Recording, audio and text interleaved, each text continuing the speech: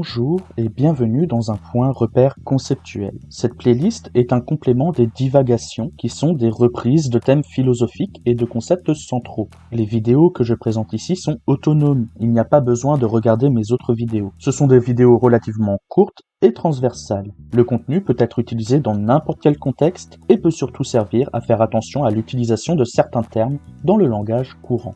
Qu'est-ce qu'un repère conceptuel ?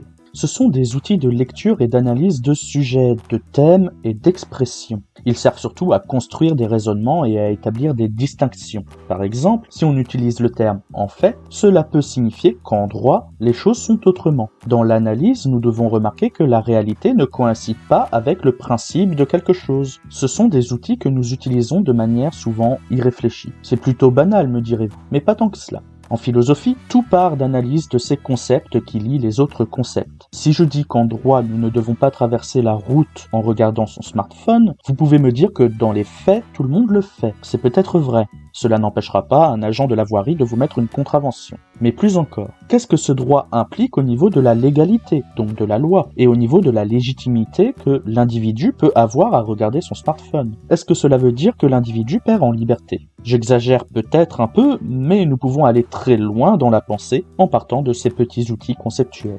En ce qui concerne l'utilisation de ces repères dans la discipline philosophique au lycée ou en faculté, nous pouvons dire qu'elle n'est pas à négliger et que c'est même central dans la méthodologie, que ce soit de la dissertation ou de l'explication de texte. Par exemple, sujet du baccalauréat de philosophie en série économique et sociale en 2017, une œuvre d'art est-elle nécessairement belle ? Nous voyons ici que les deux thèmes que sont l'art et la beauté sont liés par l'idée de ce qui est nécessaire. Ce qui est nécessaire, c'est ce qui ne peut pas être autrement. Le terme s'oppose à la contingence, c'est-à-dire à ce qui peut être autrement. Ainsi, pour contrarier le sujet et problématiser, on va se demander si une œuvre d'art peut ne pas être belle, ce qui n'est pas évident si vous avez suivi des cours sur l'art ou si vous êtes artiste. Autre exemple de sujet, bac philosophie en série littéraire en 2019, est-il possible d'échapper au temps ? Le temps est le concept central au programme de philosophie.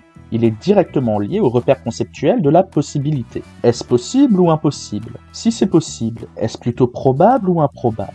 Il y a énormément d'analyses possibles. C'est ce qui est fascinant en philosophie. Exemple de texte, au bac STMG, donc Sciences et technologies du management et de la gestion, en 2021. Un extrait de Le poète et l'activité de fantaisie de Freud. Je vous lis l'extrait. Si au moins nous pouvions découvrir chez nous ou chez nos semblables une activité apparentée d'une manière ou d'une autre à ce que fait le poète, l'investigation de celle-ci nous permettrait d'espérer d'acquérir un premier éclaircissement sur l'activité créatrice du poète. Et effectivement, une telle perspective existe. Les poètes eux-mêmes d'ailleurs aiment à réduire l'écart entre leurs particularités et l'essence humaine en général. Ils nous assurent si fréquemment qu'en tout homme se cache un poète et que le dernier poète ne mourra qu'avec le dernier homme. Ne devrions-nous pas chercher déjà chez l'enfant les premières traces d'une activité poétique ?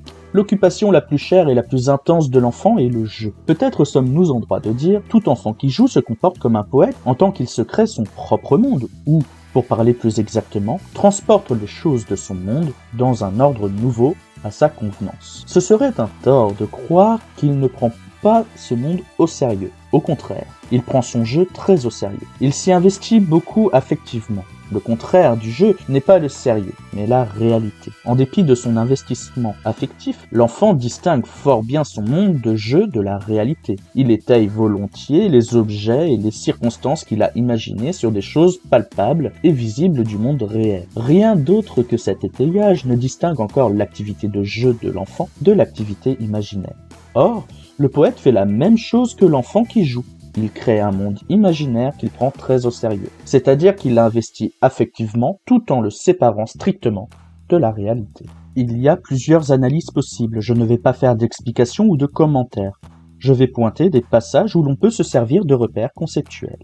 Si au moins nous pouvions découvrir chez nous ou chez nos semblables une activité d'une manière ou d'une autre à ce que fait le poète, est-ce possible ou pas de la découvrir ? Mais du coup, ce que fait le poète, est-ce probable ou non ?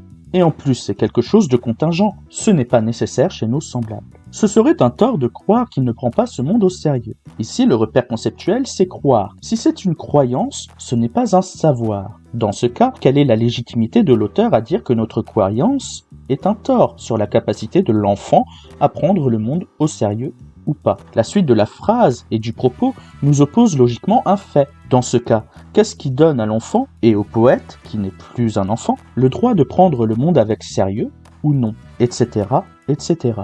Il faut bien évidemment reprendre et compléter avec des explications, des termes et l'argumentation de l'auteur. J'espère que cette playlist éveillera votre curiosité et vous sera utile pour philosopher. Il s'agit de ne pas négliger les outils intellectuels qui sont à notre disposition pour construire nos réflexions. Merci d'avoir été à l'écoute et à bientôt.